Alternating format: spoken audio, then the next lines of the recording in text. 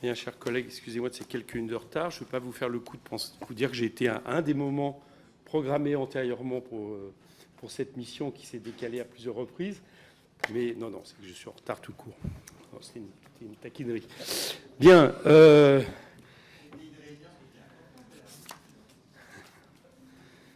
Je vous appelle...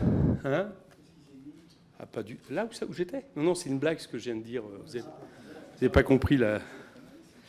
Bien, non, je suis particulièrement content de la présentation aujourd'hui de ce deuxième rapport après celui que j'ai commis avec Jean-René Cazeneuve sur la fiscalité des entreprises, donc qui a été conduit par Jean-Paul Mattei et Nicolas Sansu sur la mission d'information sur la fiscalité du patrimoine, qui tombe évidemment bien avant ce projet de loi de finances. On va pouvoir écouter les rapporteurs nous présenter les conclusions de leur travail. Je vous passe la parole, chers collègues. Merci, Monsieur le Président. Mes chers collègues, cher Nicolas, le travail que nous vous présentons est un travail qui a duré quelques mois et je dois remercier l'ensemble de la mission qui a assisté aux auditions. Et je voudrais tout d'abord dire que le travail que nous présentons devant vous, ainsi que d'autres études de nombreux économistes, permettent d'avancer quelques tendances de fond qui ressortent à travers ce rapport.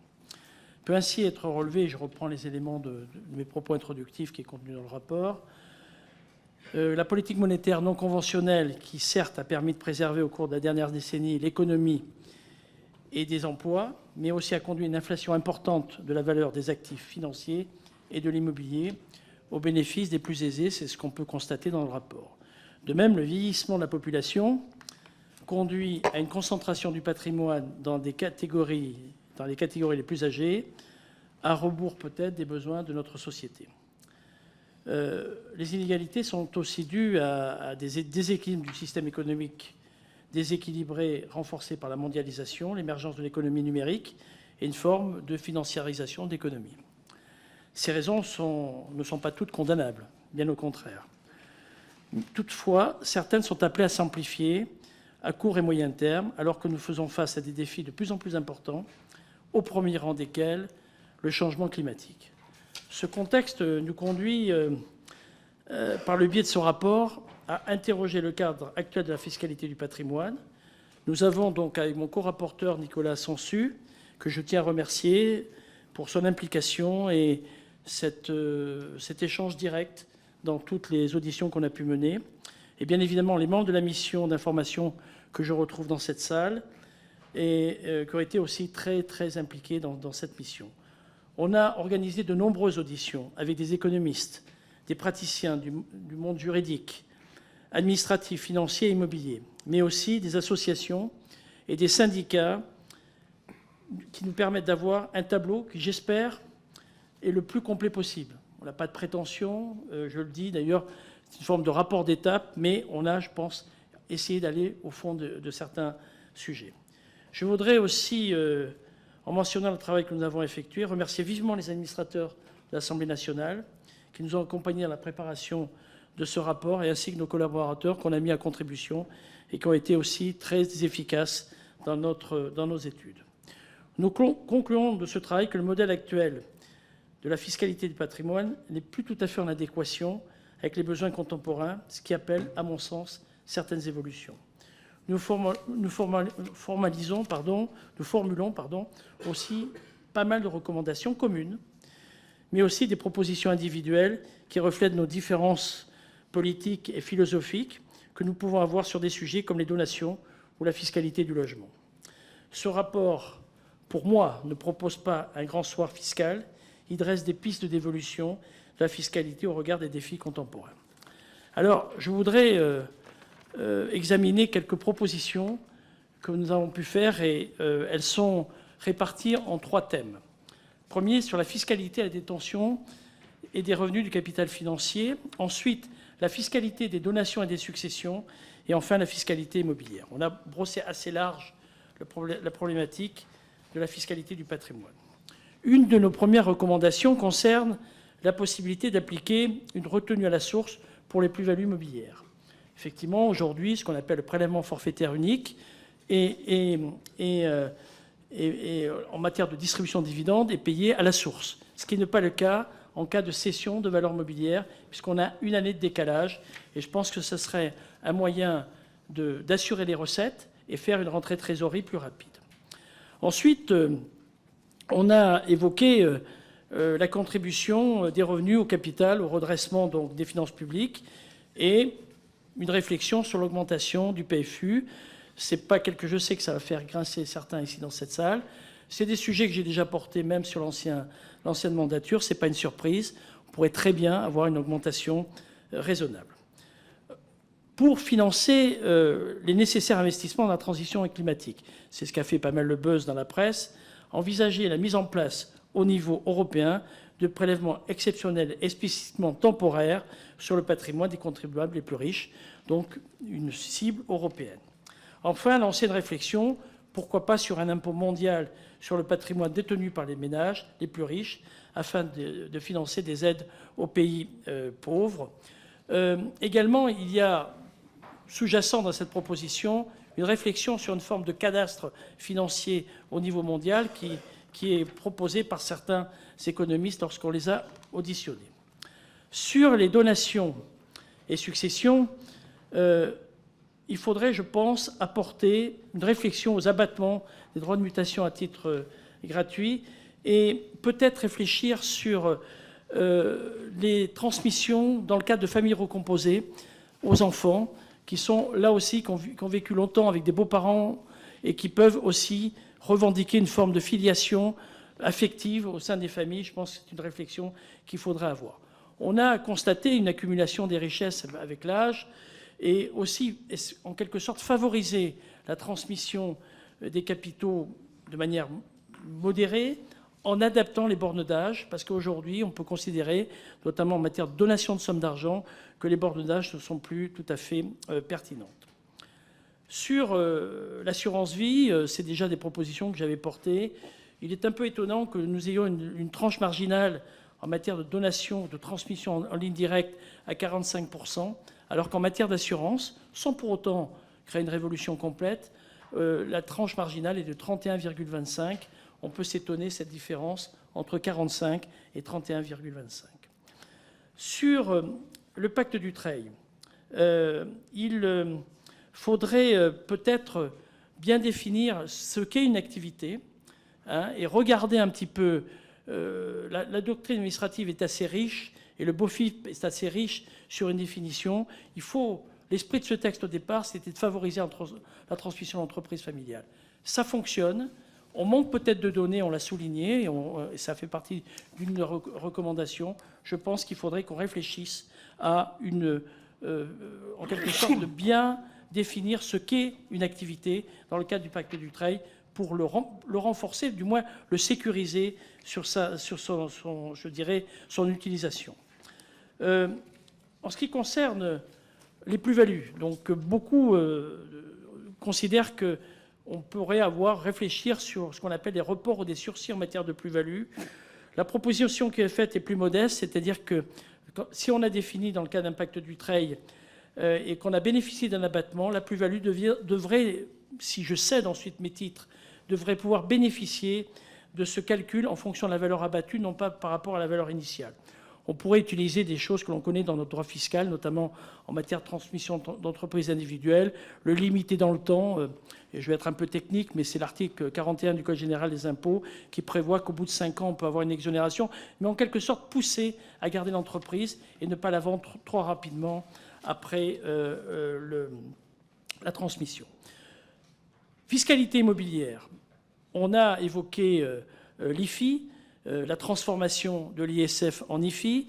On fait une préconisation sur l'abattement au titre de la résidence principale qu'on limiterait à 600 000 euros. Je rappelle que ça voudrait dire que c'est une résidence principale à 1 800 000 euros pour lequel on pourrait limiter. Ça peut se discuter, mais on pense qu'il faudrait peut-être éviter, pour des très très très belles résidences principales, l'abattement pourrait être limité à 600 000 euros. Et je me répète, ça concernerait bien évidemment des résidences d'une certaine valeur ou de valeur importante. Revenu foncier, il faut qu'on réfléchisse absolument sur mettre en concordance le foncier pour les locations meublées et le foncier longue durée. Il faut qu'on ait une réflexion sur ce sujet. Et ensuite, une des mesures, me semble-t-il, qui pourrait être la plus novatrice ou la plus systémique, c'est réfléchir sur l'abattement en durée de détention en matière de plus-value immobilière. Bien évidemment, on exclut la résidence principale.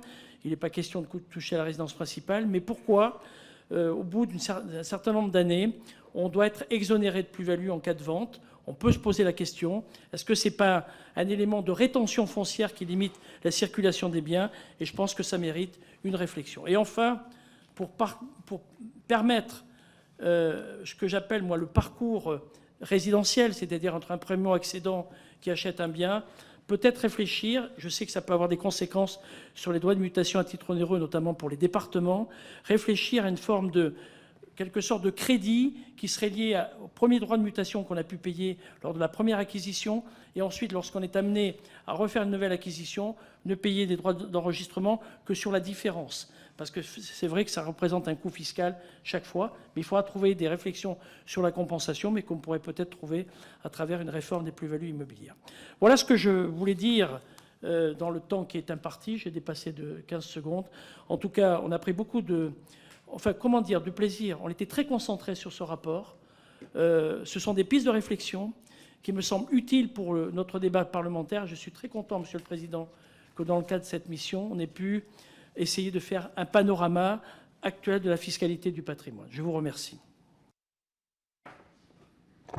Merci Jean-Paul. Monsieur le Président, Monsieur le rapporteur général, je souhaiterais à mon tour d'abord vraiment remercier Jean-Paul Mattei pour la loyauté, la transparence dont il ne s'est jamais départi tout au long de ces 6 mois de travail en commun. Nous avons confronté, additionné nos points de vue dans un respect qui, je pense, est réel et non fin. Je veux le remercier aussi d'avoir choisi ce thème de la fiscalité du patrimoine pour la mission d'info au nom du groupe démocrate qui nous aura fait tutoyer toutes les facettes du patrimoine, mobilier, immobilier, financier et leur fiscalisation.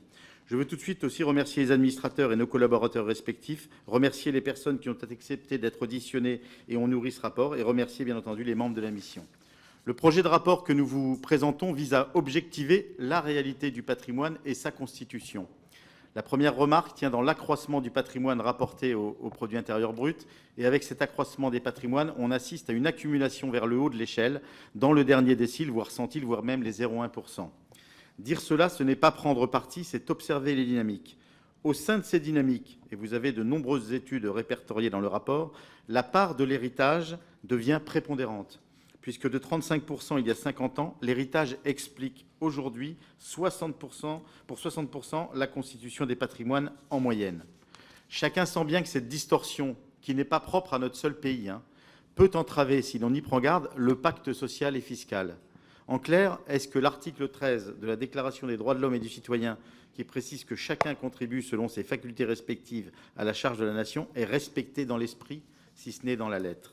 Force est de constater qu'il y a débat, car pour ma part, j'estime que les modifications successives ont entraîné notre architecture fiscale vers un impôt moins progressif et donc moins juste.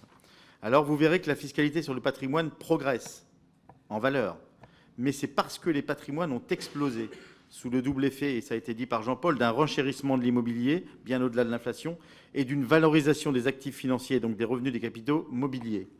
La part de la fiscalité du patrimoine reste pourtant stable si on la rapporte à la valeur du patrimoine.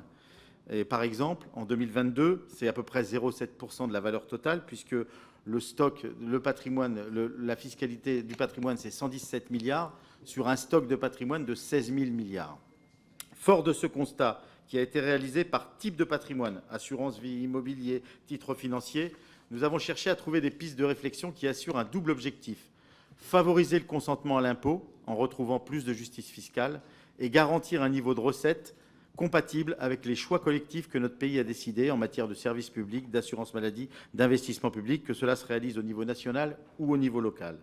À partir de là, comme l'a dit Jean-Paul et il les a balayées, nous avons retenu 27 pistes communes qui ne sont pas, je rassure tout le monde, autant d'amendements conjoints pour le prochain PLF, mais des pistes de réflexion.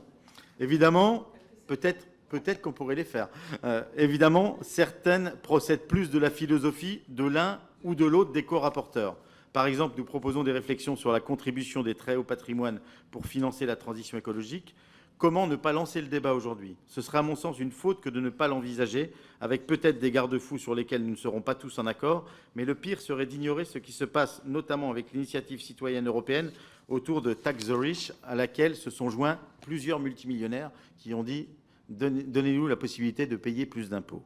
Nous proposons aussi de réfléchir à la flat tax, Jean-Paul l'a souligné, son montant pour la rapprocher des 33%, mais aussi son assiette. Vous savez que ce n'est pas ma tasse de thé, car je plaide pour plus de barémisation dans les revenus, mais j'ai suivi le président Mattei selon l'adage « un petit pas vaut mieux que 1000 programmes ». Je voudrais également m'arrêter sur la question des holdings et de leur non-transparence, car il faudra bien regarder comment empêcher l'évitement fiscal manifeste par la remontée de dividendes au sein des holdings, qui par le jeu du Dutreil pour certains et d'apport-cession, permettent d'échapper pour partie à la fiscalisation. Et l'un des soucis que nous avons rencontrés, c'est l'absence de données fiables, ça n'a pas été dit par Jean-Paul, mais l'absence de données fiables sur certains dispositifs.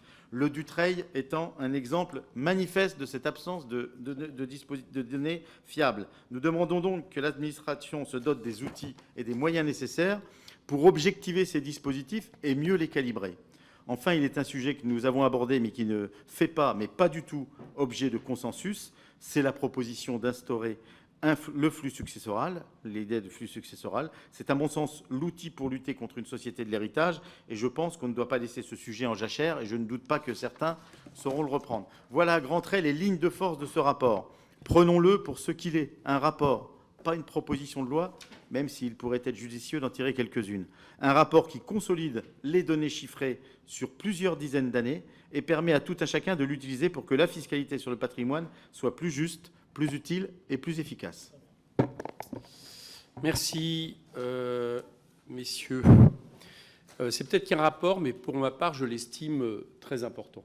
Voilà. Il est très important, et ça ne m'étonne pas, je l'ai dit tout à l'heure, vu la qualité des deux rapporteurs. Pourquoi tu rigoles? Non, je suis sérieux. J'ai eu l'occasion de faire un rapport avec Jean-Paul Mattei et j'ai apprécié son ouverture d'esprit, tout comme j'ai apprécié celui du rapporteur général, je le rassure, récemment.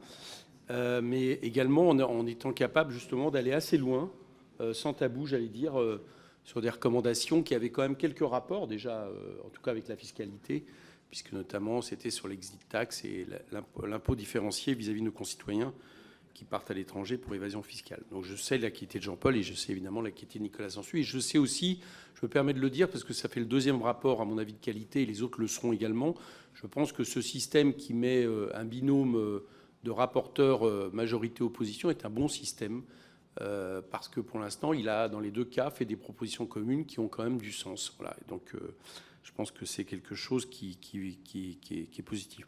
Bon, c'est important parce qu'il tombe bien. Il couvre un champ fiscal très large, puisqu'il ne se contente pas d'examiner la fiscalité pesant sur la détention du patrimoine et celle pesant sur la transmission du patrimoine. Et il s'intéresse également, ça a été dit, aux revenus générés par ce patrimoine. C'est donc en quelque sorte plusieurs rapports en un, et ça ne m'étonne pas du coup que vous ayez eu besoin d'un peu plus de temps pour le présenter. Il débute par un rappel, la répartition du patrimoine est de plus en plus inégalitaire. Ce constat se fonde sur plusieurs données. Ce sont des données qui sont très documentées au niveau national et international. Je peux en citer quelques-unes qui sont dans le rapport parce que je crois qu'il est important de les avoir en tête en tout débat objectif. Début 2021, 92% de la masse de patrimoine brut est détenue par la moitié la mieux dotée des ménages. Les 5% les mieux dotés détiennent un tiers des avoirs patrimoniaux, 34%, et les 1% les mieux dotés en concentrent 15%. Entre 1998 et 2018, le patrimoine brut moyen des 10% des ménages les moins dotés a diminué de 48%, alors que celui des 10% des ménages les mieux dotés a augmenté de 119% sur la période. Et à mon avis, vu les modifications depuis au niveau de la loi, je doute que cette trajectoire est diminuée. Alors que parmi les 10% de ménages les plus modestes, 65% ne possèdent aucun logement, 9% de multipropriétaires qui possèdent au moins 4 logements détiennent 31% du parc locatif privé. Ce rappel est effectivement important parce que, et c'est souligné dans le rapport, la concentration de richesse remet en cause notre pacte social. Monsieur Nicolas Sansuy vient de le rappeler. Si les inégalités de patrimoine se transmettent d'une génération à l'autre et donc s'amplifient, comment pouvons-nous accepter un système qui n'apporte pas de réponse aux difficultés à se loger, se nourrir ou se soigner? élémentaires, des besoins fondamentaux. Comment pouvons-nous accepter de demander aux plus démunis de participer à l'effort nécessaire à la bifurcation écologique alors que ceux qui peuvent le plus ne font pas plus? Une société qui permet à une minorité toujours plus petite d'hériter des richesses pendant que la quasi-totalité se voit léguer une dette climatique n'est pas tenable. Et quelque part, je pèse mes mots, je pense que c'est la question des fondations même, de notre principe républicain qui est ainsi miné. Je rappelle, et le chef de l'État l'a dit à plusieurs reprises, pas que lui, c'est que sur la question, par exemple, climatique, nous sommes en guerre. Si nous sommes en guerre, il doit y avoir des modifications fiscales importantes. Je rappelle que l'impôt sur le revenu est né de la Première Guerre mondiale. Je me félicite donc de voir dans ce rapport une recommandation partagée, la mise à contribution des plus riches afin de financer les investissements nécessaires à la transition écologique, comme le recommandent Jean-Paul Pisani-Ferry et Sonia Mahfouz. Le redéploiement des économies liées à la suppression des niches brunes ne suffira effectivement pas à atteindre les 34 milliards d'euros supplémentaires nécessaires à partir de 2030, surtout en se contentant de mesures qui sont proposées pour le PLF 2024. J'espère que cette prise de conscience partagée par les rapporteurs, et donc là je suis un peu ambitieux pour vous, nous permettra d'aboutir à des propositions, si ce n'est communes, c'est un souhait, mais au moins majoritaires ces prochaines semaines. D'autres propositions formulées sont également intéressantes. Je pense en particulier à la proposition de relever les quotes-parts pour frais et charges applicables aux remontées de dividendes des holdings patrimoniales. C'est quelque chose que nous avons également observé avec Jean-René Cazeneuve dans notre rapport, ou à la proposition d'évolution du régime fiscal de l'épargne retraite pour éviter que ces avantages soient concentrés sur les contribuables à haut revenu. Je trouve par contre, si je peux me permettre, les rapporteurs peut-être un peu trop timides à l'égard de certains aspects actuels de la fiscalité du patrimoine qui peuvent être critiqués ou contestés, en tout cas je le fais. Le fait que l'ISF ait été restreint à un impôt sur la fortune immobilière, ce qui fait échapper le patrimoine financier des particuliers à cette taxation, et même si je note avec satisfaction, parce que je pense que le tout c'est de prendre un cours, l'idée qu'il fallait réaugmenter de quelques points la flat tax, le PFU, je trouve que c'est encore trop modeste par rapport à ce système qui a par trop avantagé pas seulement les revenus des capitaux, mais quand on le voit, en réalité, les revenus les plus importants tirés du capital, alors que pour moi, les revenus du capital devraient être traités comme les revenus du travail. Dans le rapport lui-même, au-delà des propositions partagées par deux rapporteurs, je relève certaines idées qui sont mises en avant par le seul Nicolas Sansu. Dommage que vous n'ayez pas été tous les deux jusqu'à là, mais on ne sait jamais. C'est l'application d'abord de la transparence fiscale à l'ensemble des sociétés patrimoniales détentrices de participation, ce qui permettrait ainsi de taxer le revenu économique des personnes les plus fortunées qui échappent aujourd'hui largement à l'impôt, comme la récente note de l'IPP qui avait donné une audition en commission le laissait apparaître. Je vous rappelle que c'est la note faite entre l'IPP et Bercy, sur laquelle, il n'y a pas longtemps, au dialogue de Bercy, Bruno Le Maire m'a accordé le fait que j'avais raison dans la critique, c'est-à-dire le fait que les 150 plus grandes fortunes de France sont à peu près assujetties, en gros, entre l'impôt personnel et l'impôt professionnel, à 25% seulement de taux d'imposition, contre plus de 45% pour le tout venant en comptant le barème de l'impôt sur le revenu. La limitation du plafonnement de l'impôt sur la fortune immobilière, qui est un mécanisme qui permettrait d'éviter que les plus grandes fortunes bénéficient d'un mécanisme excessivement avantageux. À l'inverse, quelques-unes de ces recommandations communes me laissent perplexe. Je pense par exemple à la recommandation relative à l'adaptation des bandes d'âge applicables à l'exonération de droits de mutation pour les dons de sommes d'argent dans le cadre familial, inspirée visiblement par les représentants du Conseil... dans le cadre familial, pardon. Il s'agit là d'une possibilité de transmettre totalement dérogatoire, très avantageuse pour les personnes détenant de gros patrimoines qui peuvent se permettre de donner des grosses sommes d'argent à leurs enfants et petits-enfants. Je conteste le fait que les limites d'âge actuelles de 80 ans pour le donateur, 18 ans pour le donataire seraient excessives. En outre, j'attire votre attention sur le fait qu'en faisant sauter la limite de 80 ans, vous faciliterez encore plus le fait de pouvoir y avoir recours plusieurs fois au cours de votre vie, puisque c'est un avantage qui est reconstitué tous les 15 ans. Plus fondamentalement, je m'interroge sur ce dispositif fiscal dérogatoire. Quel est son coût annuel? Combien de personnes en bénéficient? Dispose-t-on d'une évolution sérieuse de l'intérêt qu'il représente? Et ne faudrait-il pas plus sérieusement réfléchir à la suppression et à un encadrement beaucoup plus strict d'un tel avantage fiscal? Vous pouvez constater qu'entre mes louanges et ma seule critique, les louanges l'emportent beaucoup plus. Et je vous félicite une fois de plus sur votre rapport. Et je donne la parole maintenant au rapporteur général. Merci. Merci, Monsieur le Président. À mon tour de saluer le travail de très grande qualité de nos rapporteurs. Je pense qu'effectivement ce travail fera date. Il fait un état des lieux extrêmement exhaustif et j'encourage tout le monde ici à le lire dans dans le détail. Je vais vous présenter un certain nombre de recommandations, dont 27 sont communes, et je trouve que c'est effectivement assez louable. Moi, il y en a beaucoup que je pourrais reprendre à mon compte. Pour citer les premières, la 2, la 6, la 7, la 9, la 11, etc. Je ne suis très loin d'être exhaustif, mais j'ai un certain nombre de questions à vous poser sur un certain nombre de vos recommandations. La première, c'est... Votre première partie fait le constat d'un rendement dynamique en France de la fiscalité du patrimoine, plus 49% entre 2012 et 2022, alors que l'érosion monétaire s'est élevée sur la même période à 13,6% et de niveau de prélèvement sur le patrimoine plus élevé en France qu'ailleurs, en Europe notamment, en part de PIB. Pour autant, vous proposez, je vous cite, d'asseoir une plus grande part des recettes publiques sur le patrimoine.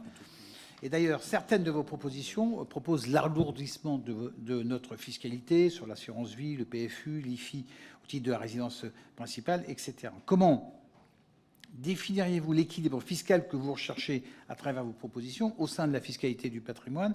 Et s'agissant de la fiscalité du patrimoine, dans l'ensemble de la fiscalité, n'y a-t-il pas là une petite contradiction entre constater que cette fiscalité est extrêmement dynamique et vouloir encore l'accélérer?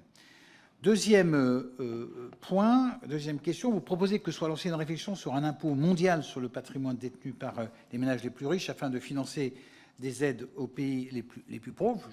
Une mesure que je soutiens, je trouve intelligente. Placez-vous cette proposition sur le même plan que celle que nous avons partagée avec le gouvernement récemment dans le cadre des dialogues de Bercy, sur une initiative internationale relative à l'imposition des personnes physiques, une sorte de pilier 2 individuel. Comment envisagez-vous la réflexion que vous proposez? Quelle serait pour vous la cible d'une telle initiative s'agissant de niveau de richesse concerné et de la nature de l'assiette taxable?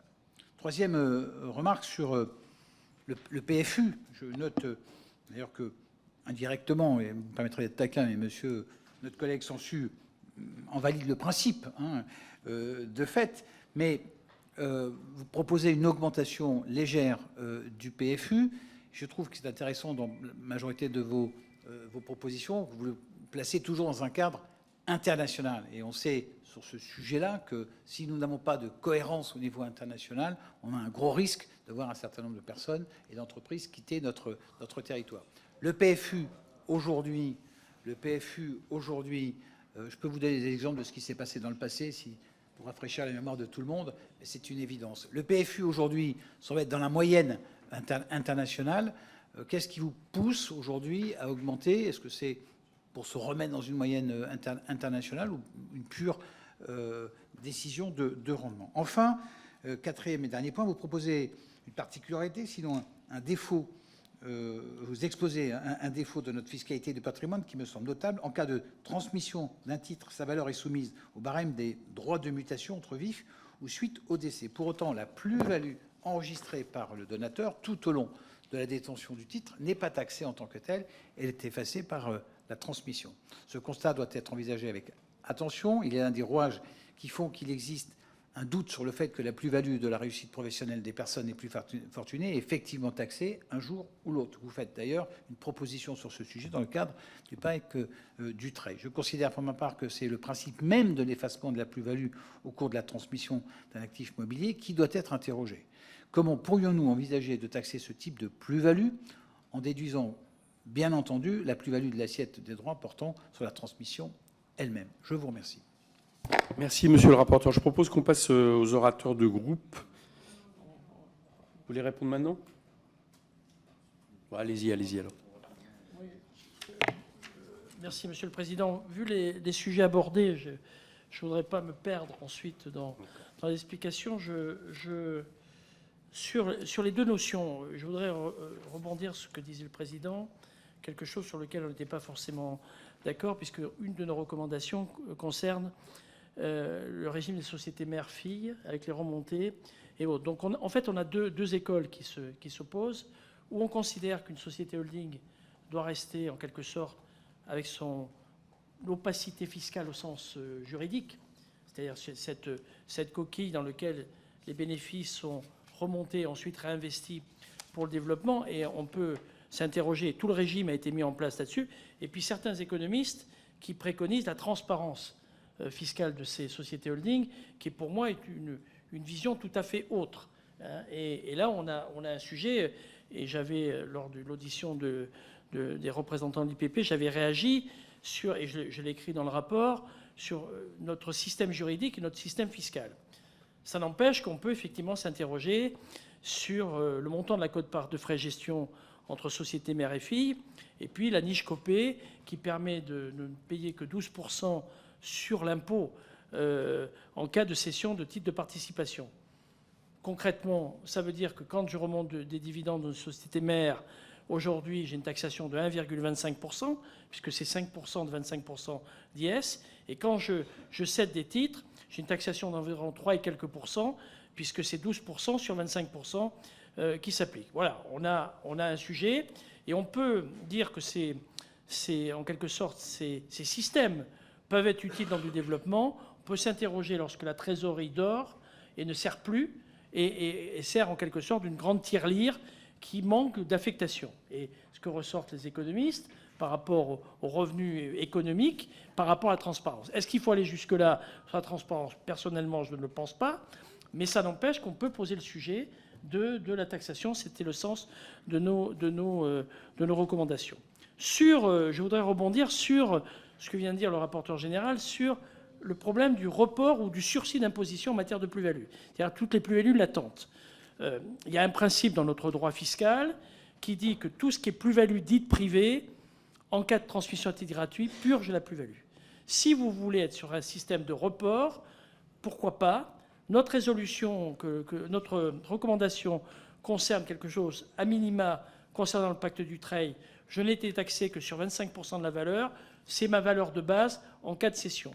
On a des risques qui peuvent sur ces plus-values latentes qui courent tout au long d'une vie et qui peuvent poser des problèmes techniques. J'entends, c'est un débat entre report et sursis, plus favorable au sursis parce que le report tanque en quelque sorte un montant de plus-value. Le sursis, c'est la plus-value taxable au moment de la cession. Est-ce que c'est sécurisant juridiquement? Ça m'interpelle, je le dis franchement. D'ailleurs, en matière de transmission d'entreprise individuelle, on avait connu ce système, qui est l'article 41 du Code général des impôts, qui prévoit qu'au bout de 5 ans de détention, on purgeait la plus-value. Donc, je pense qu'on peut aménager ce régime. Il ne faut pas tomber sur les excès de ces reports de plus-value, ces purges de plus-value, mais il faut faire très attention au niveau de l'aménagement de ce système. J'étais un peu long, excusez-moi. Je vais être juste un tout petit mot pour répondre à mon tour. D'abord au président sur la question donation-succession. Est-ce qu'on n'assouplit pas et est-ce qu'on ne favorise pas en fait les transmissions anticipées pour les ménages les plus aisés? J'ai dit, et c'est écrit, alors après c'est une proposition et pas une recommandation parce qu'on n'était pas d'accord, que pour ma part, je croyais qu'il fallait aller vers le flux successoral. Donc à partir du moment où on va vers le flux successoral, évidemment c'est terminé tous ces dispositifs de donation-succession. Donc je crois que cette question-là mérite d'être creusée à nouveau. Ensuite, monsieur le rapporteur général, vous nous dites c'est déjà dynamique. Pourquoi vous souhaitez remettre un peu de pression fiscale sur le patrimoine?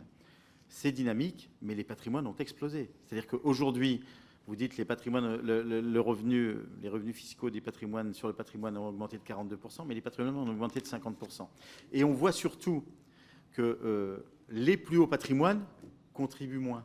Donc, ce qui pose quand même une question majeure, et notamment sur le consentement à l'impôt. Donc, c'est tout simplement ça. Alors après, encore une fois, ce sont des pistes de réflexion, et je pense qu'on ne peut pas s'en exonérer à un moment où nos concitoyens vont payer la TIPP et la TVA de manière considérable, et que les revenus les plus aisés qui font du patrimoine de stock les plus aisés ne font pas l'effort.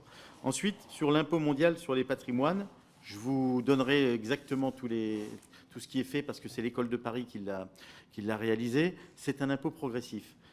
L'impôt mondial sur le patrimoine, qui serait sur les plus riches, évidemment les ultra-multimillionnaires et les milliardaires, qui permet, alors c'est un calcul qui a été fait par une plateforme aussi d'ONG, je crois que c'est quelque chose qui est intéressant à regarder. Je ne suis pas de le faire demain, mais on ne s'en sortira pas, y compris dans les crises qui existent, que ce soit les crises climatiques ou crises migratoires, si on ne regarde pas ça. Enfin, sur le PFU, j'ai pris les précautions nécessaires. et vous verrez, c'est écrit dans le rapport, je suis évidemment partisan de la barémisation. À partir du moment où le PFU existe et qu'on propose une remontée du PFU et qu'on propose un certain nombre de choses qui permet d'éviter les excès, notamment les remontées vers les holdings, l'augmentation des quotes-parts de frais de gestion, etc. Je pense qu'on a le droit aussi de faire un petit pas. Ouais, ce qui s'appelle un amendement de repli en général. Hein, mais si c'est un amendement... mais c'est pas, je ne l'ai pas critiqué, je le voterai aussi. Monsieur Daniel Labaronne. Merci, Monsieur le Président, Messieurs les rapporteurs. Je veux saluer la très grande qualité de votre travail, l'excellence de votre rapport, dont la lecture nous permet d'avoir un panorama très complet sur la fiscalité du patrimoine en France, la pertinence de vos propositions, pas toutes, et vous remercier pour la clarté de la présentation de votre rapport. Dans ce rapport, vous faites donc un état des lieux de l'évolution du patrimoine, vous vous interrogez sur le cadre actuel de la fiscalité du patrimoine, et vous faites des recommandations communes, mais aussi individuelles, qui nourrissent clairement ce rapport. Sur le flux et le stock de patrimoine en France, vous soulignez qu'elle est marquée notamment par une inflation de la valeur des actifs financiers et de l'immobilier due à une diminution des taux d'intérêt bas. Mais cette situation est volatile. J'aimerais le souligner. Aujourd'hui, les taux d'intérêt augmentent et donc la valeur des actifs financiers et immobiliers va sans doute baisser. C'est une loi intangible en finance. Elle va dégrader le patrimoine des ménages. Ce point aurait peut-être pu être évoqué pour relativiser le phénomène d'une augmentation régulière des valeurs patrimoniales et d'une aggravation continue des inégalités. S'agissant de la fiscalité du patrimoine, vous relevez à juste titre 2 points. Cette fiscalité est parmi la plus lourde de l'Union européenne et la baisse des taux sur les revenus a permis d'augmenter le rendement des recettes fiscales. Sur vos propositions, celles qui aggravent la fiscalité sur le flux de revenus et le stock de patrimoine, il y en a un certain nombre, me paraissent tout à fait contre-productives. Elle se traduirait par une baisse des recettes fiscales. Elle entamerait l'attractivité de notre économie. Nous sommes à nouveau le premier pays d'accueil des investissements directs étrangers. La baisse de notre fiscalité du capital, encore très lourde, est clairement à l'origine de cette performance qui crée de la croissance et donc de l'emploi. Les propositions qui concernent l'assurance vie sont intéressantes et nourrissent le débat, mais une remarque de fond. Si nous voulons une réserve d'épargne suffisante pour financer l'investissement productif, il nous faut un cadre stable, sans remise en cause des règles fiscales. L'instabilité fiscale est contre-productive. Elle entame la confiance dans l'épargne et tarit les sources de financement de notre investissement. Pour ma part, je suis très sceptique sur vos recommandations 3, 4, 13, qui introduisent de la complexité là où il faut de la simplification, qui augmentent les impôts sur l'assurance vie et qui abîmerait la seule voie de transmission à un tiers. Merci. Enfin, sur vos propositions relatives au logement, nous les partageons, puisqu'avec Charles de Courson, nous avons fait les mêmes, avec un petit avantage d'antériorité, puisque nous avons présenté notre rapport en juillet. S'agissant de vos propositions relatives au pacte Dutreil et celles relatives à des propositions qui devraient s'établir au niveau européen ou mondial, elles me semblent tout à fait pertinentes. Merci beaucoup, en tous les cas, pour votre travail de qualité. Alexandre Sabatou. Non, pardon. Oui, Monsieur le Président, Monsieur le rapporteur, merci tout d'abord pour le choix de cette thématique et pour, je voudrais saluer l'ampleur et la qualité du travail effectué. Votre rapport fait de nombreuses propositions, nous en partageons un certain nombre, je ne les détaillerai pas. Enfin, il y a éviter de favoriser la rétention des terrains, faciliter les donations, repenser le régime fiscal de l'épargne retraite, mieux faire contribuer le patrimoine financier. Nous sommes sceptiques sur quelques autres, ce qui ne vous étonnera pas, et j'aurai quelques observations et questions. Tout d'abord sur l'ISF vert, reprise du fameux rapport Pisani-Ferry. Préconisez-vous un ISF vert au niveau français ou au niveau européen? Et dans ce dernier cas, serait-ce une ressource propre de l'Union européenne? Deuxième question sur le fait de rehausser de 3 points la fameuse flat tax. Ne craignez-vous pas que cette hausse défavorise certains artisans, indépendants et certains entrepreneurs? Nous avions d'ailleurs proposé l'année dernière de limiter le bénéfice du PFU aux foyers fiscaux dont le revenu est inférieur à un certain seuil. En tout état de cause, allez-vous présenter un amendement au PLF sur ce taux? Concernant la fiscalité immobilière, c'est peut-être un point de désaccord sur un certain nombre de thèmes. Vous connaissez d'abord notre souhait de supprimer l'IFI pour le remplacer par un IFF, impôt sur la fortune financière. Votre rapport souligne d'ailleurs que le patrimoine financier est plus inégalement réparti que le patrimoine immobilier. Nous souhaitons très sensiblement alléger les droits de succession, notamment sur la résidence principale, qui ne concerne pas que les ménages les plus aisés, 58% des Français étant propriétaires. Et aussi faciliter, augmenter le seuil des donations entre vifs. Nous partageons certains points sur la facilitation. Nous voudrions aller plus loin. Ça pourrait être utile notamment pour remettre dans le marché, dans le circuit, si je puis dire, des fonds aujourd'hui thésaurisés.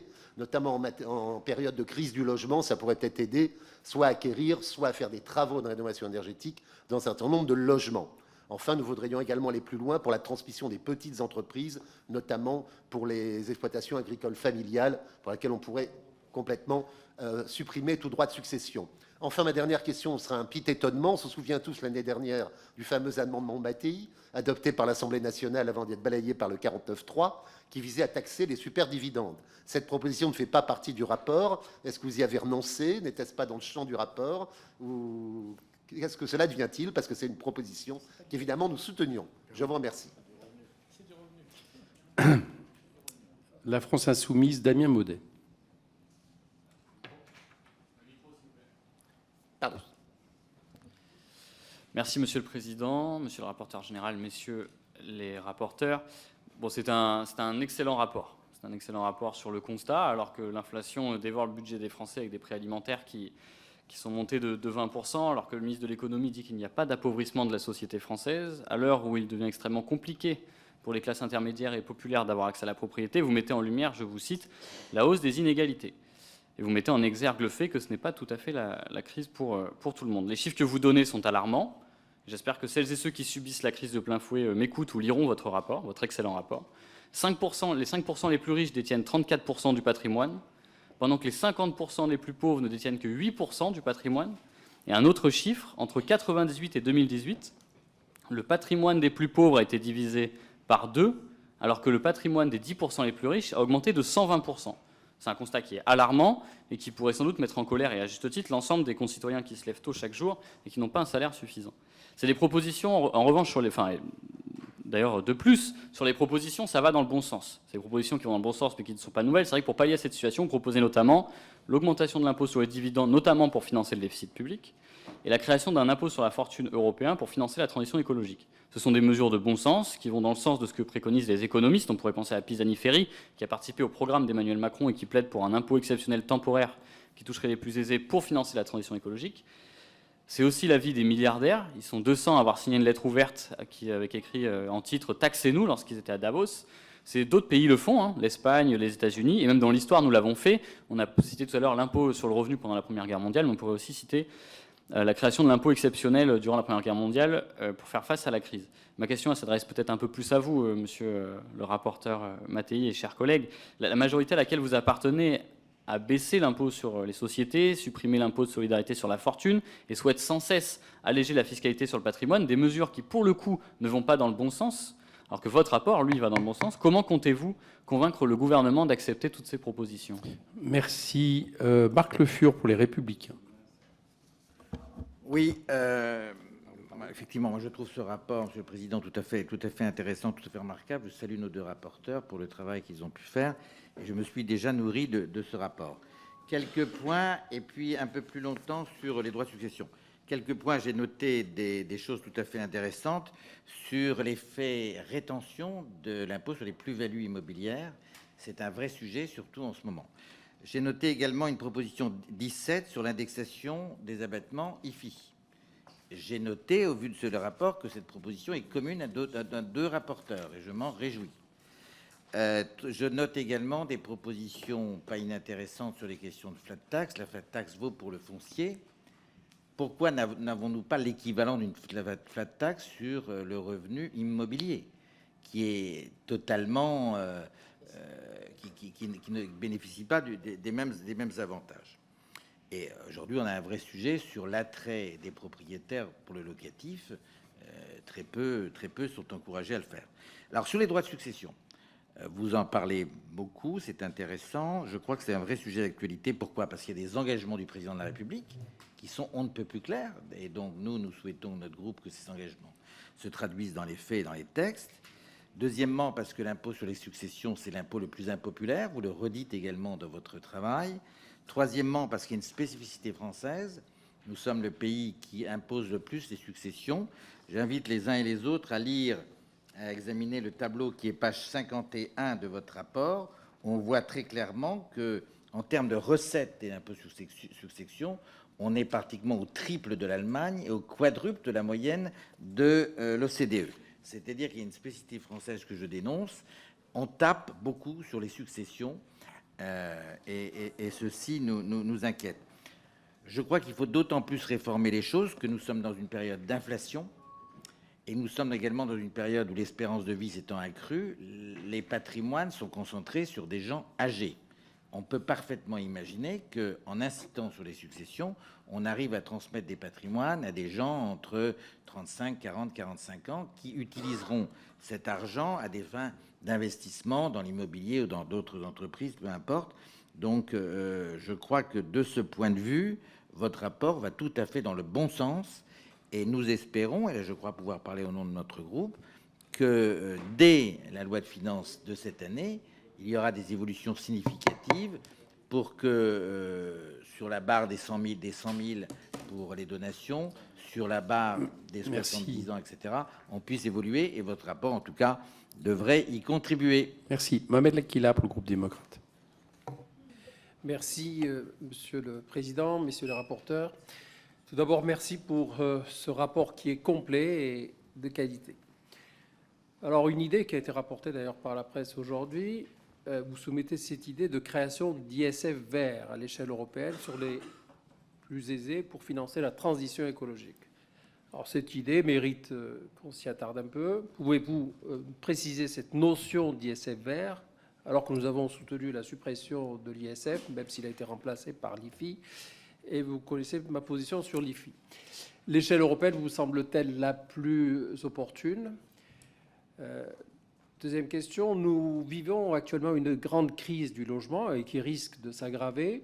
Des mesures doivent être trouvées d'urgence pour libérer du foncier et plusieurs mesures figurant dans ce rapport sont à ce titre très intéressantes. Tout d'abord, la création d'un statut de l'investisseur immobilier pour encourager les particuliers à investir dans l'immobilier en respectant des conditions écologiques et sociales. Plus systématiquement encore figure l'idée très ambitieuse de supprimer l'abattement pour durée de détention dans la fiscalité des plus-values immobilières pour fluidifier le marché de l'immobilier et éviter la rétention foncière. Sur ce point, je partage, et c'est la recommandation 21, je partage le constat du rapporteur, le président Mattei. Cette évolution doit néanmoins se faire progressivement. Je souhaiterais avoir un peu plus de détails sur la manière dont vous envisagez les choses pour que cette réforme puisse entrer en vigueur sans trop de bouleversements à court terme. De nombreux acteurs économiques mettent également en avant l'importance des prélèvements obligatoires portant sur le secteur du logement. Ils sont passés de 56,8 milliards d'euros en 2010 à 88,3 milliards d'euros en 2021, selon les données du compte satellite du logement. Comment expliquer les causes de cette augmentation ? Quels moyens envisagez-vous pour éviter que ces augmentations de prélèvements obligatoires ne pèsent trop lourdement sur le propriétaire, qui souvent s'est constitué un modeste patrimoine immobilier tout au long de sa vie pour assurer un complément de revenus une fois à la retraite. Merci. Merci bien. Christian Baptiste pour le groupe socialiste. Oui, merci, Monsieur le Président, les rapporteurs. Eh bien, le rapport, c'est un rapport qui est bienvenu parce qu'il met en lumière les inégalités de patrimoine et surtout leur évolution et qui tente vers toujours plus d'inégalités. On sait que la France a plusieurs vitesses avec je ne vais pas revenir sur les chiffres, des très riches qui vivent sur une autre planète, une classe moyenne qui garde à peine la tête hors de l'eau et les très pauvres abandonnés des politiques publiques et aujourd'hui que le gouvernement traite comme des fainéants sans mérite. Et surtout, on constate avec les nouvelles mesures, voudrait envoyer ceux-ci travailler de force, notamment de des employés inadaptés ou encore dangereux, avec la réforme de l'assurance chômage ou encore la réforme des retraites ou même encore ce projet de France Travail. En tout cas, ce rapport met en lumière les raisons de cet accroissement des inégalités. Et on constate qu'aujourd'hui, l'héritage, il faut vraiment, pour devenir propriétaire, il faut hériter, ou la propriété, justement, la prise de valeur de l'immobilier permet de creuser l'écart avec ceux qui ne sont pas propriétaires. Il faut être propriétaire pour rester dans le haut de la classe moyenne. Et le patrimoine financier qui permet aux plus riches, des plus riches, de le rester et de le devenir encore plus. Et bien sûr, leur réforme en supprimant l'ISF ou en instaurant la flat tax sur les dividendes ont accru tout ceci. Mais je voudrais m'adresser peut-être plus particulièrement, j'aurais voulu m'adresser à M. le ministre, mais peut-être au rapporteur général. C'est vrai que le rapport comporte 27 recommandations, mais je voudrais connaître un petit peu la position du ministre et peut-être plus particulièrement, je disais, du rapporteur général du budget sur 3 points, c'est-à-dire cette recommandation de déterminer la fiscalité applicable aux revenus d'assurance vie en fonction de l'ancienneté réelle des versements et non de la date d'ouverture, sur le plafonnement à 600 000 euros, et aussi remédier à la perte du pouvoir du taux des départements en élargissant le pouvoir des taux sur les DMTO. Voilà. Merci. François Jolivet pour le groupe Horizon.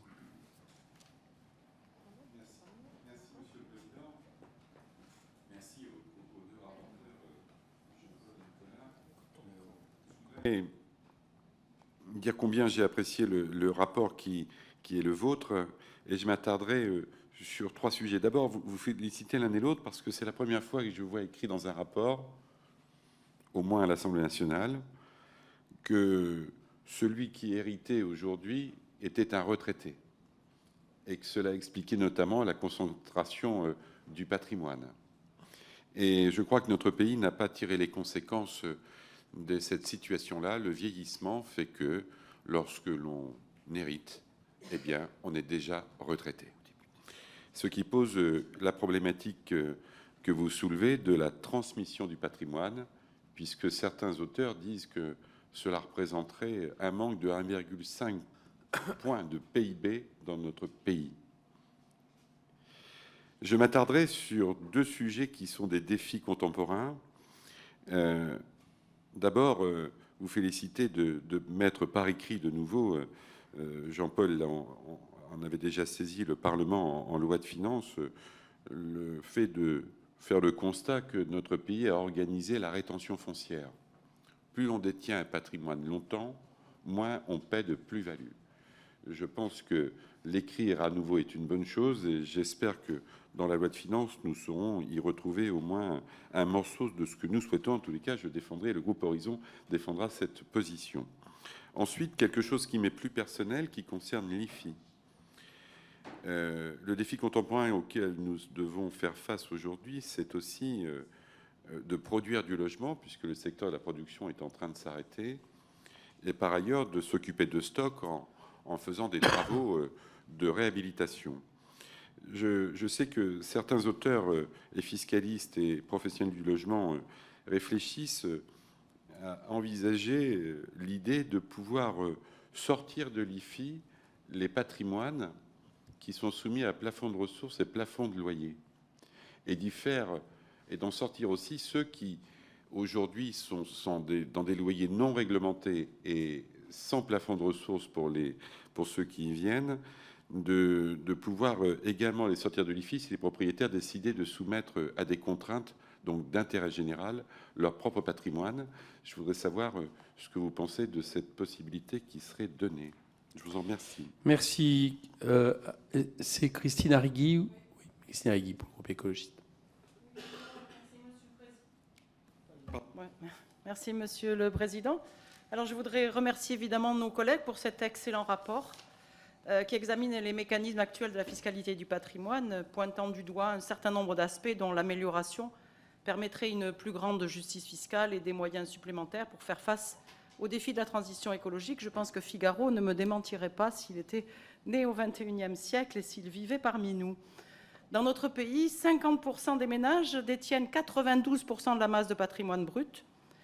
Parmi ces 50%, 5% d'entre eux détiennent un tiers de ces avoirs. Et parmi ces 5, 1% des mieux dotés en concentrent 15. Ce sont des chiffres qui sont souvent exprimés. Mais en d'autres termes, et dit autrement, 50% des ménages ne détiennent que 8% de la masse du patrimoine. Et je pense que, dit dans ce sens, c'est encore plus explicite. La prédominance de la fortune héritée dans la composition de la richesse des ménages, c'est une tendance croissante depuis les années 70. Cette concentration de la richesse pose des problèmes sociétaux, notamment en termes d'ascension sociale, d'émancipation individuelle, de consentement à l'impôt, surtout lorsque les lacunes, des insuffisances de la loi et l'incivisme fiscal permettent à certains des plus riches de trouver des échappatoires pour minimiser leur contribution au financement des biens communs et en particulier des services publics. Ce rapport aborde très clairement et très fermement la nécessité que nous partageons de mieux encadrer certaines niches fiscales, comme le pacte Dutreil, et explore des pistes pour limiter la reproduction générationnelle des très hauts patrimoines, notamment en tenant compte du flux successoral tout au long de la vie. Ces propositions, même si elles ne sont pas unanimement partagées, ambitionnent l'atteinte d'une plus grande justice fiscale en déterminant un niveau de prélèvement cohérent avec nos choix collectifs dans le but de revitaliser notre pacte social. Notre groupe soutient un certain nombre de ces propositions et je souhaiterais en retenir une en particulier qui me paraît être aujourd'hui le cœur du sujet. Vous l'avez en page 111 sur la fiscalité des dividendes et des plus-values qui ne saisit qu'une petite partie des distributions auxquelles procèdent les entreprises. Les chiffres sont illustrants. D'après les comptes nationaux de l'INSEE, les sociétés non financières ont distribué en 2021 230 milliards d'euros de dividendes. Les comptes des ménages ne font apparaître en ressources que 44 milliards d'euros. Et ainsi, les sociétés non financières ont enregistré en ressources 180 milliards d'euros de dividendes. Cherchez l'erreur et cherchez surtout à quel moment, effectivement, on taxe ces dividendes. Merci. Jean-Marc, j'ai pas fini. Ah bah si. Oh non. À 2,40, si. Il m'en manque énormément. Ah oui, non, mais là, c'est pas possible. Tu vas le dire.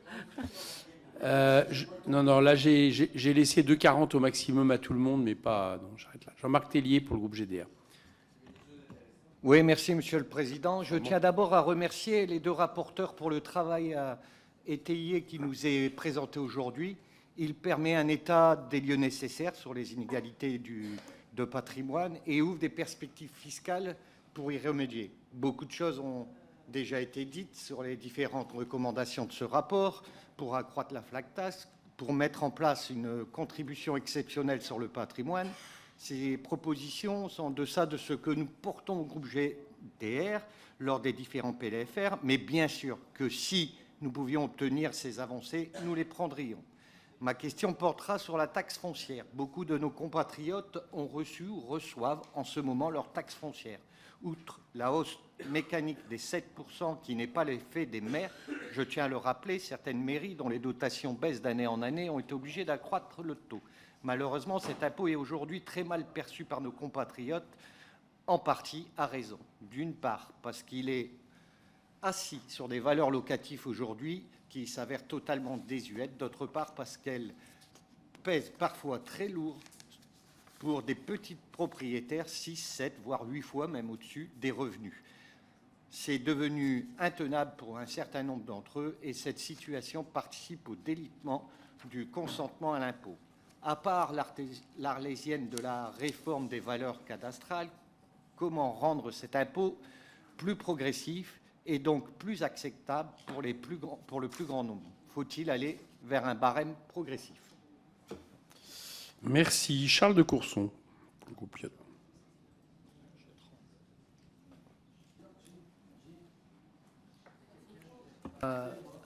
D'accord. Merci, camarade. Bien, une petite réflexion sur la notion de patrimoine. Je voulais, comme tout le monde, remercier nos deux rapporteurs pour la masse d'informations qu'ils ont récoltées. Sur les propositions, je dirais que c'est très divers. D'ailleurs, certaines, c'est plutôt une réflexion, ce n'est pas des propositions. Enfin, il y a un peu de tout. Et je pense que c'est un bon départ pour des réflexions qui seraient approfondies, comme l'a dit Jean-Paul Mattei, sur ces questions. Alors, ma première réflexion sur la notion de patrimoine, c'est que vous n'allez pas tenir compte des retraites. Puisque pour les gens les plus modestes, le plus grand patrimoine, c'est leur retraite. Quand vous capitalisez les droits à retraite, on voit que, grosso modo, c'est presque aussi important que l'immobilier, voire les finances. Bien. Ceci n'a pas été évoqué. Alors maintenant, j'en viens sur la constatation que font la plupart des économistes, en France d'ailleurs et dans d'autres pays de même niveau de développement, c'est que la taxation des revenus du patrimoine est d'autant plus élevée que la rentabilité des biens est faible. ce qui est quand même, me semble-t-il, un énorme problème. Et comme le suggère le rapport, c'est pour partie le fruit d'un système fiscal sur le patrimoine qui est un héritage historique qui s'est construit sur les biens qui étaient connus, c'est-à-dire les biens immobiliers. Donc pourquoi les biens immobiliers sont beaucoup plus taxés que les biens mobiliers? Pour une raison purement historique. Mais c'est absolument pas équitable. Bon. Et ça aboutit même à l'inverse, ce qu'on a accentué par parenthèse quand on a exclu de l'IFI les revenus des biens mobiliers, qui sont beaucoup plus rentables que les biens immobiliers. Deuxième réflexion sur la concentration des inégalités patrimoniales. Vous dites dans votre rapport qu'elle est liée à plusieurs phénomènes. La hausse de l'espérance de vie. Bah oui, si on vit tous jusqu'à un siècle, c'est sûr que le patrimoine va se concentrer sur les gens âgés. Voilà. Et donc c'est un facteur démographique puissant. Mais on n'a plus cette situation. Il semble qu'on arrive à une stagnation de l'espérance de vie. Et la deuxième chose qui est fondamentale, que vous avez soulevée, c'est les taux d'intérêt. Si les taux d'intérêt sont quasiment nuls, vous avez une explosion de la valeur des biens. Mais comme les taux d'intérêt sont en train de remonter très vite, ça serait très intéressant de refaire cet exercice dans 3, 4, 5 ans pour voir si on a toujours le phénomène de concentration ou qu'on a un phénomène de réduction de la concentration. C'est terminé. Voilà quelques réflexions sur l'avenir. Je ne vais pas reprendre les 27 propositions. Non. Merci Charles. J'ai 3 inscrits pour l'instant. Je voudrais savoir s'il y en a plus. J'ai Xavier Roseren, Dominique Da Silva, Karim Benchek. Sébastien Rome. Ok. Bon, j'irai vers vous après alors. Messieurs les rapporteurs. On y va ? Oui. Bon, beaucoup de questions.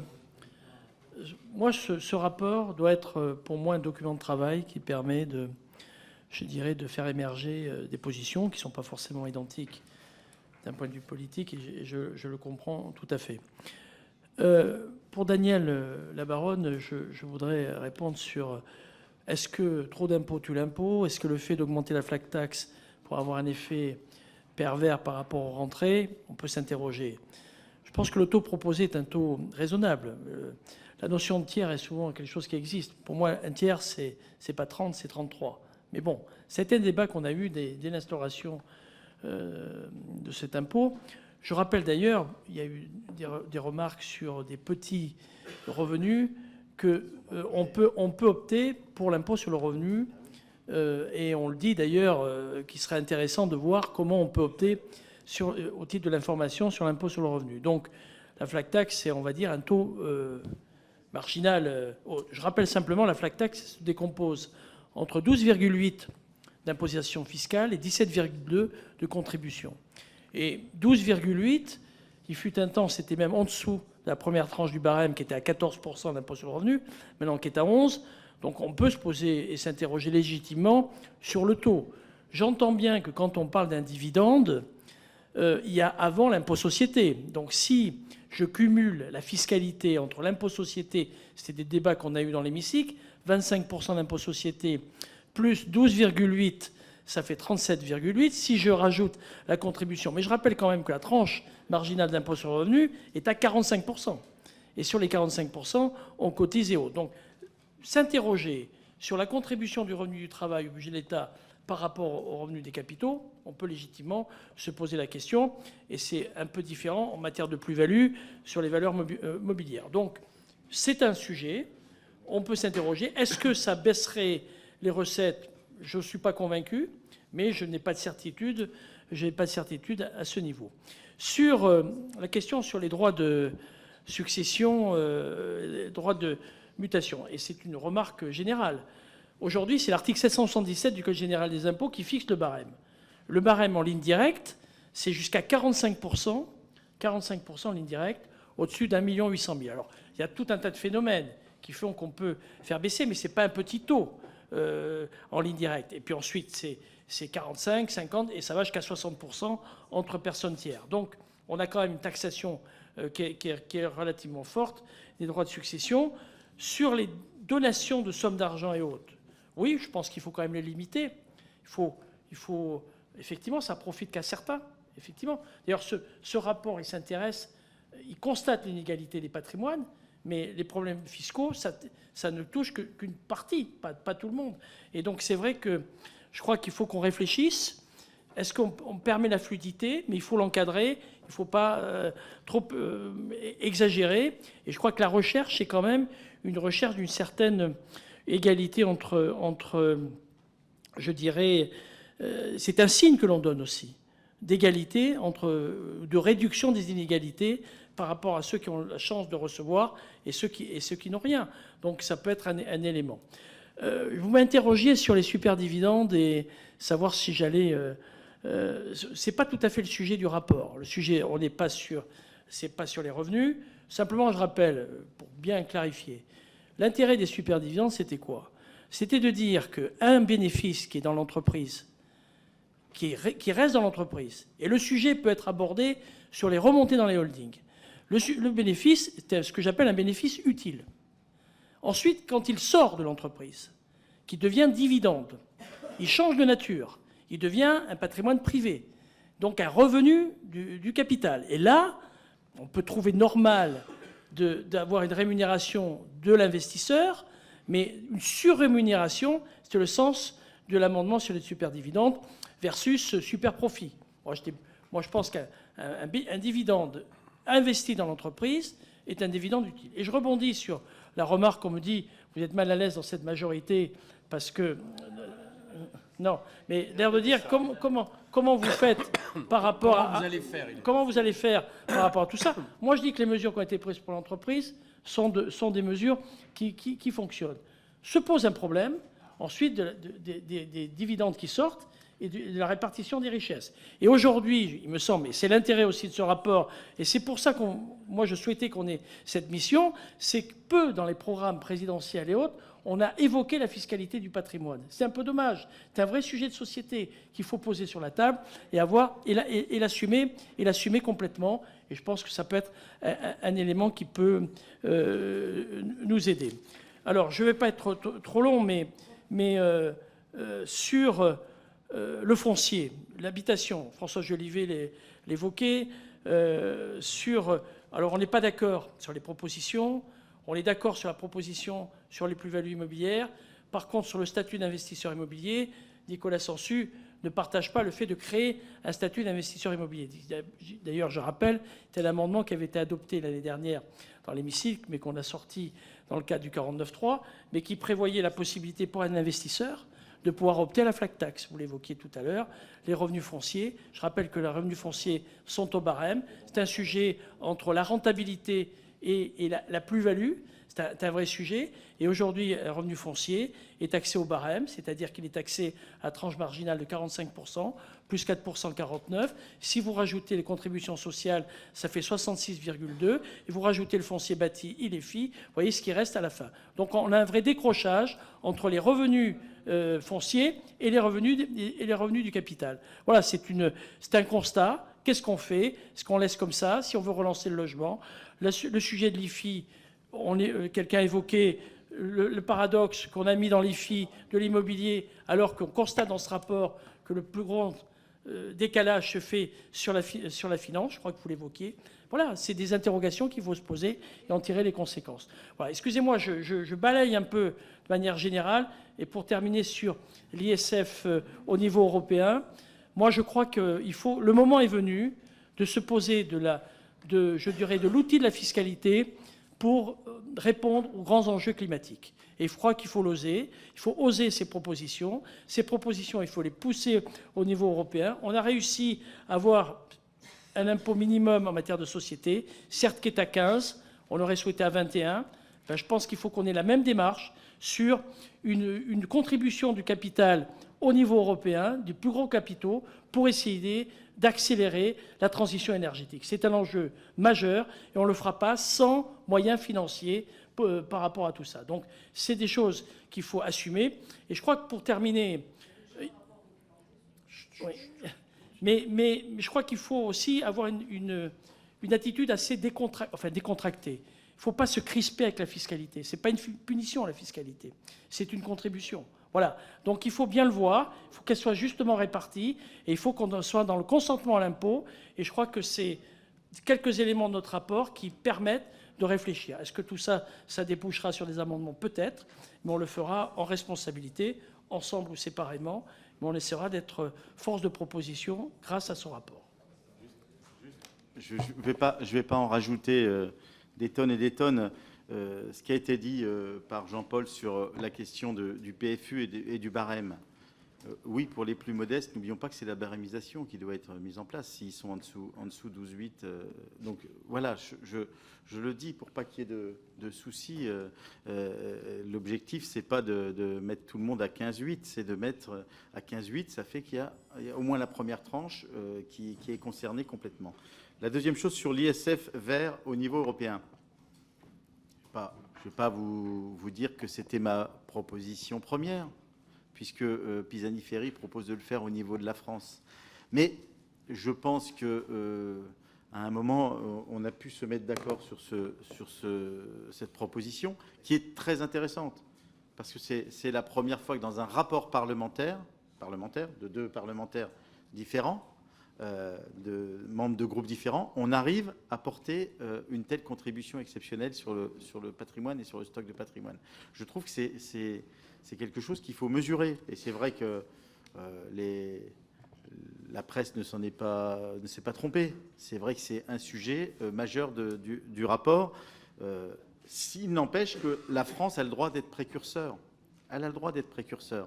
Donc évidemment, ça fera partie d'un certain nombre de choses. Sur les successions, je suis un peu embêté parce que je n'ai absolument pas le même avis que Marc Le Fur sur les droits de succession. Arrêtons de dire que ça tape sur les gens. Il y a un tiers des gens qui sont soumis aux droits de succession. Un tiers. Il y en a 2 tiers qui ne payent rien. Et il y en a encore plus.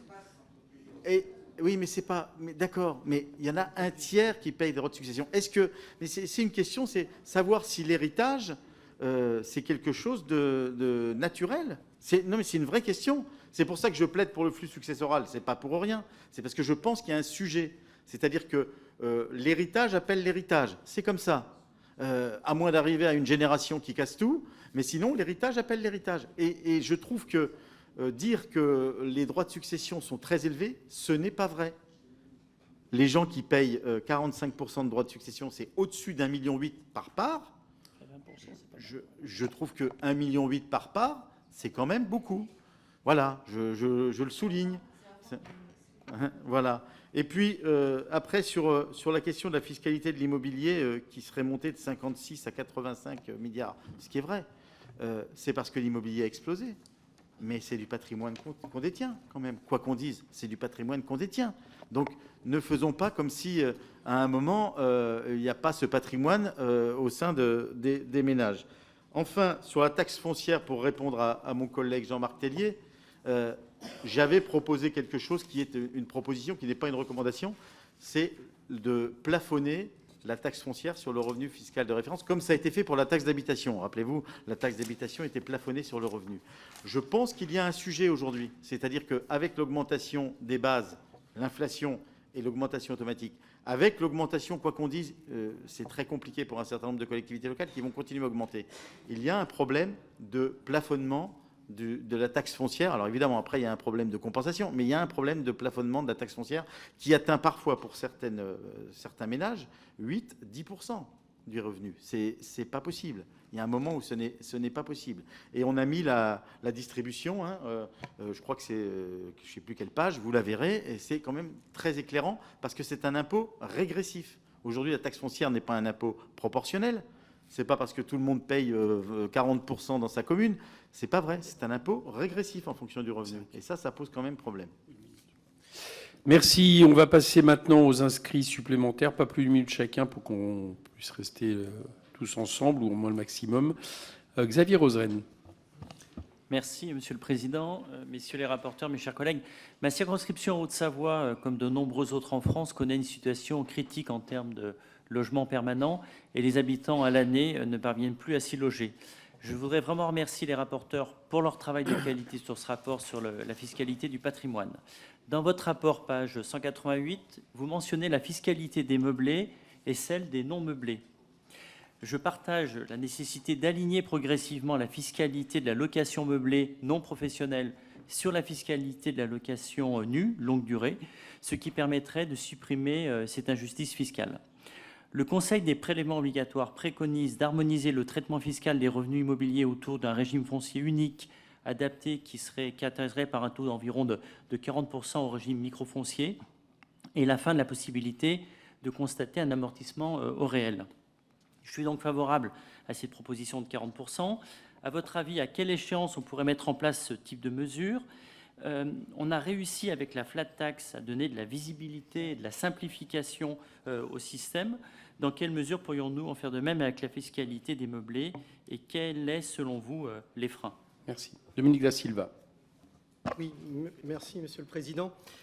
Merci Messieurs les rapporteurs pour ce rapport et vos 27 recommandations que je n'ai pas eu le temps encore d'étudier, mais je partage et je retiens votre proposition de déductibilité des DMTO, donc des droits de mutation déjà payés, sur ceux à payer pour l'achat d'une nouvelle résidence principale et notamment en faveur des jeunes ménages. J'y vois là une réponse efficace à la mobilité professionnelle des personnes qui souhaitent accéder à la propriété sans vouloir s'attacher à un lieu et pour rester ouverts à des opportunités d'emploi ou de projets de vie. Avez-vous une comparaison de la fluidification du marché dans les pays qui proposent ces mécanismes de progressivité et est-ce que l'augmentation du nombre de transactions qui viendrait potentiellement compenser la perte de recettes des collectivités est-elle possible? Merci. Karim Belchek. Oui, merci Monsieur le Président. Juste une remarque, aujourd'hui nous sommes alertés donc, par l'explosion des taxes foncières et pour me situer un petit peu dans la suite de ce que disait le collègue GDR, vous vous saisissez de la question de la réforme des valeurs locatives qui est ce vieux serpent de mer et d'ailleurs dans votre recommandation 22, vous dites faire en sorte que la révision des valeurs locatives soit bien mise en œuvre, mais d'ici 2028. Donc en fait, vous la reportez encore une fois après 2027, on va dire. Juste pour savoir pourquoi, en fait, alors même que vous saisissez du sujet. Merci. Merci. Sébastien Rome. Merci, Monsieur le Président. Messieurs les rapporteurs, je voudrais avoir vos lumières sur le sujet de la concentration du patrimoine. Comment jugez-vous l'idée de redistribution du flux successoral suivant l'idée de Piketty de doter chaque jeune de 25 ans de 120 000 € pour améliorer l'égalité dans l'entrée dans la vie avec une réduction donc de l'héritage des millionnaires. Vous avez évoqué donc le sens de l'impôt. Est-ce que là, on n'aurait pas une piste? Merci. Merci. Et enfin, Marina Ferrari. Merci, Monsieur le Président, Messieurs les co-rapporteurs. Merci pour ce rapport très intéressant. Moi, j'aurais deux questions à aborder concernant les droits de mutation à titre gratuit. Vous nous indiquez donc qu'il faudrait adapter les bornes d'âge, notamment sur ce point.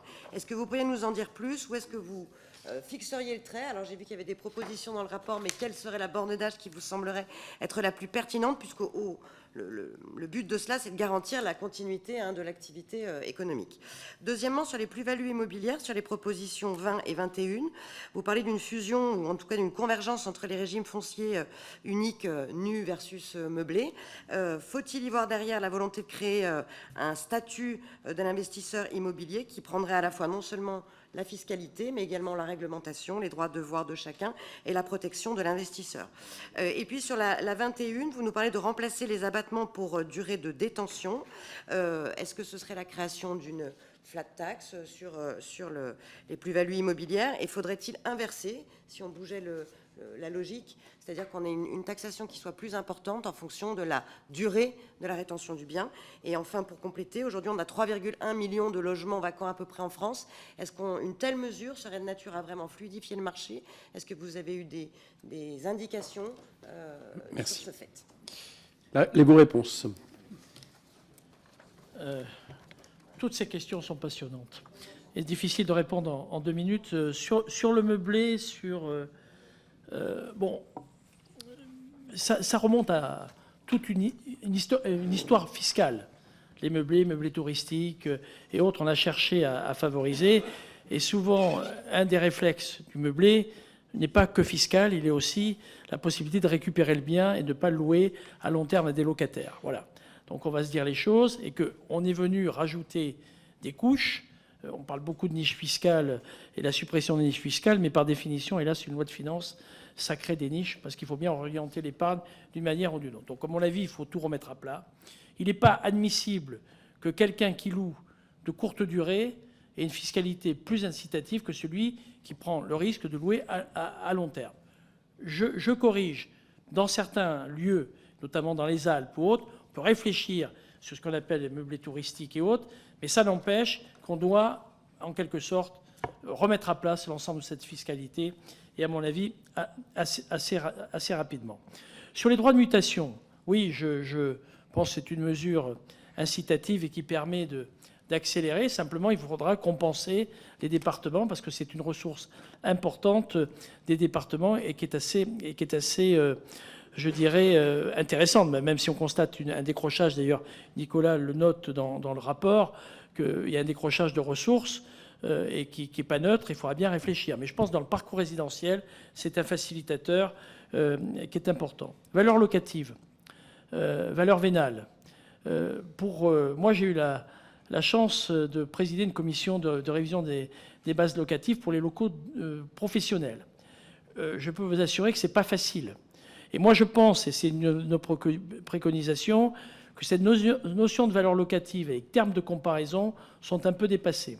Et qu'on a les moyens aujourd'hui d'avoir des valeurs vénales beaucoup plus actualisées et qu'il faudrait qu'on réfléchisse sur, je dirais, les actualiser avec les valeurs vénales plutôt que les valeurs locatives. J'applique un petit correctif parce que moi, je considère, j'ai été maire pendant 16 ans, je suis encore élu local, que la suppression de la taxe d'habitation, c'est pas ça qui entraîne l'augmentation du foncier. Parce que la suppression de la taxe d'habitation a été compensée à l'euro intégralement, y compris les bases dynamiques. Ça n'empêche que, vu les contraintes qui pèsent sur les communes, il peut y avoir une nécessité. Je ne veux pas polémiquer sur ce sujet, mais moi, je constate, en tant qu'élu, qu'il n'y a pas eu un décrochage. Par contre, augmentation des salaires, les problèmes des fluides et toutes les contraintes, oui. Les frais financiers sur les emprunts, j'entends ce que vous dites par rapport à ça, la nécessité. Mais là, on a un sujet. On a un sujet aussi sur les logements vacants, sur la taxation, on l'évoque, des résidences secondaires, la possibilité pour les communes décorréler, les taux pour essayer de pouvoir augmenter sur les logements vacants. On a quelques outils à la main des élus locaux. Alors j'ai noté 120 000 € flux, je ne sais plus ce que c'était. Vas-y, alors je te laisse. Ouais. Voilà. Bon, Jean-Paul a répondu aux questions sur à la fois les meublés touristiques mais sur la question du flux successoral, en fait, c'est ça. La question, c'est de savoir, c'est ce que Piketty propose. Mais je vais être très clair, c'est une belle construction intellectuelle qui mérite d'être réfléchie. Après, aujourd'hui, dans le monde tel qu'il est, dans la France telle qu'elle est, je pense que c'est un peu compliqué à appliquer de suite. Voilà. Donc, par contre, c'est écrit dans le rapport. Je pense qu'il faut continuer la réflexion, comme je pense qu'il faut continuer la réflexion sur le revenu économique, le revenu disponible par rapport au revenu fiscal, au revenu du travail. La vraie question, c'est celle-là. Donc, on a des débats qui sont intellectuellement intéressants, qui sont parfois compliqués à mettre en œuvre. Donc voilà. Mais sur le flux successoral, en fait c'est ça, hein, l'idée, c'est d'avoir un héritage de 120 000 €, d'avoir 120 000 € à la naissance, c'est ce que Piketty préconise, et qu'après tout le reste soit pris par l'État, ce qui serait un peu compliqué. Si je peux compléter, parce que je retrouve ce que je voulais vous dire, tout notre droit des successions est bâti sur le Code civil, sur la filiation qui hérite. On paie moins de droits quand on est enfant, on paie moins de droits quand on est conjoint. Et tout ça, ça a besoin, notamment la réserve héréditaire, ce sont des notions civilistes qui ont une grande influence sur notre fiscalité des droits de succession. Est-ce que c'est bien ou pas bien? Mais il faut qu'on ait notre réflexion. Pour ça que je trouvais que notre recommandation sur les familles recomposées permettant à l'enfant issu d'une famille et qui vit dans cette famille puisse avoir les mêmes droits, on commence à avancer sur cette notion. Mais il faut aussi modifier notre code civil et c'est pas facile. Voilà, je crois que ce que je voulais répondre par rapport à ça, par rapport à 120 000 euros. Ok, merci. La qualité des questions montre la qualité du rapport, je trouve. Merci à tous. J'interroge la Commission pour savoir si en application de l'alinéa 7 de l'article 45... Oui, non mais j'ai un peu répondu. Pourquoi 2028 ? Parce que techniquement, il faudra des commissions. Il faut, à mon avis, pour revoir les valeurs locatives, il faut 2-3 ans. Moi, je préférais qu'on aille plus vite. Mais je peux vous assurer, regardez l'échec qu'on a eu sur les locaux professionnels et sur les révisions, ou alors on décide, mais pourquoi pas, on est sur les valeurs vénales, avec les banques de données qu'on a maintenant, DVF et autres, on utilise les outils de l'administration fiscale pour dire... Mais pour moi, c'est un échec technique aussi. C'est peut-être un échec politique, mais c'est un échec technique aussi.